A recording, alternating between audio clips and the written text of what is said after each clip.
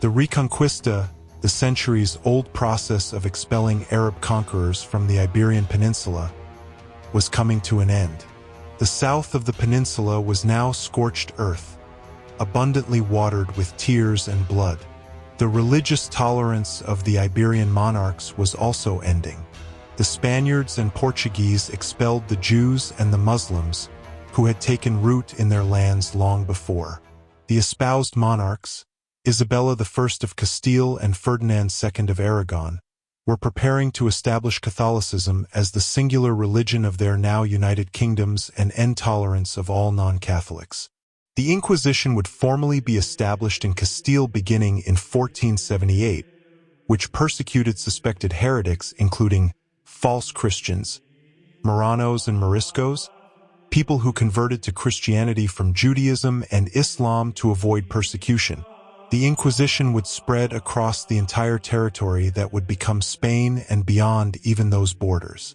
The expulsion of the infidels was accompanied by the confiscation of their property, despite the fact that they often made large donations to the Reconquista.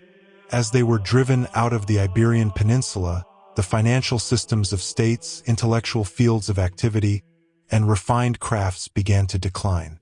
The kingdoms of Portugal and England had entered into an alliance that gave the Portuguese great advantages over their rival neighbors, the Castilians, as well as other naval powers of the Mediterranean. Portugal would soon enter the golden age of its history, an era when it would become the prevailing leader among the European maritime powers. However, Portugal's coming age of discovery still lay in the future, promising glory for the monarchies of the Iberian Peninsula. After all, taxes and trade, especially with overseas countries, remained a predominant means of revenue. In 1481, King Afonso V of Portugal died of the plague. His exploration and widespread conquests in North Africa early in his reign earned him his nickname, the African. Along with his accomplishments in Africa, Afonso V also had eyes on Castile. He even once claimed the throne of Castile and sought the hand of the princess, the future Queen Isabella, but it never came to fruition. His son, Joao II, officially inherited the throne upon his father's passing. In Portugal, there was an assembly that represented the estates of the nobility, clergy, and bourgeoisie called the Cortes, a precursor of a parliament, but at that time they were not yet a major political force and could not seriously influence the decisions of the king, who could summon and dissolve the Cortes at will. As a rule, Portuguese kings convened the Cortes only in exceptional cases, such as when they were going to introduce new taxes or change the basic laws of the kingdom. These issues were often coordinated with as many subjects as possible. The Cortes delegates not only considered the king's proposals but could also submit their own petitions to the royal council. Having ascended to the throne, Joao II began to revise many of the charters of Afonso V and previous monarchs. Many of the affected nobles were in the Cortes, and this caused sharp discontent among the nobles and great opposition to the throne. Some even started secret negotiations with Queen Isabella of Castile. Joao II understood what the implications of his actions would be. Therefore, he decided to get ahead of his enemies, to strike first at the most powerful factions in the kingdom. The most prominent was represented by the country's largest landowner, Fernando II, Duque de Braganza.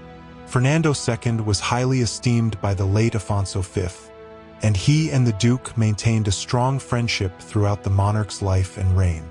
Some historians believe that Duque de Braganza counted on the support of not only the aristocrats but also the other members of the Cortes in his endeavors to curtail the powers of the king.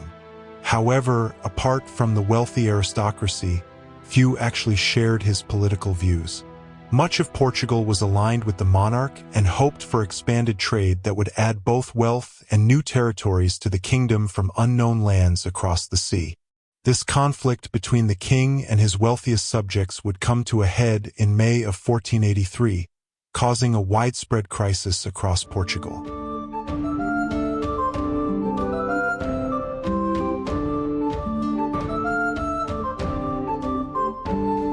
navigator Vasco da Gama's journey to India around Africa still lay ahead.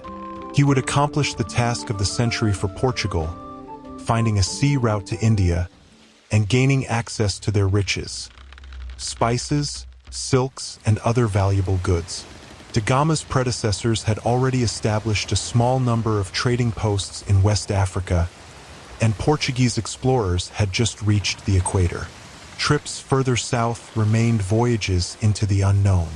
In those years, no one knew how far they would have to go to explore the coast of Africa, and Portuguese navigators were captivated by the challenge of finding an alternative sea route to India.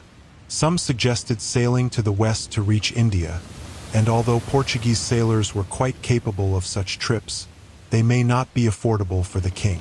After all, without knowing the distance, it was impossible to estimate the cost of a voyage. The captains had to persuade the monarchs to take great risks in order to get the coveted riches of India.